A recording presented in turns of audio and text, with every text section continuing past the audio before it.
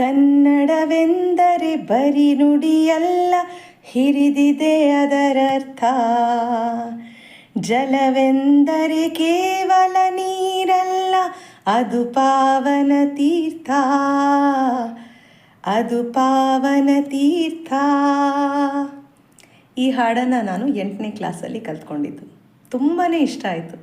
ಯಾಕೆ ಹಾಡ್ತಾ ಇದ್ದಾಳೆ ಅಂತ ಅಂದ್ಕೊಳ್ತಾ ಇದ್ದೀರಾ? ನಾಳೆ ಏನಿದೆ ಹೇಳಿ? ಕನ್ನಡ ರಾಜ್ಯೋತ್ಸವ. ನಿಮ್ಮೆಲ್ಲರಿಗೂ ಕನ್ನಡ ರಾಜ್ಯೋತ್ಸವದ ಶುಭಾಶಯಗಳು. ನನ್ನ ಮೊದಲನೇ ವಿಡಿಯೋ ಇದು ಕನ್ನಡದಲ್ಲಿ. ಇಷ್ಟು ದಿನ ಹಿಂದಿ ಇಂಗ್ಲೀಷ್ ಮಿಕ್ಸಲ್ಲಿ ಮಾಡ್ತಾಯಿದ್ದೆ. ಅಂದ್ಕೊಳ್ತಾ ಇದ್ದೆ ಕನ್ನಡದಲ್ಲಿ ಮಾಡಬೇಕು ಅಂತ.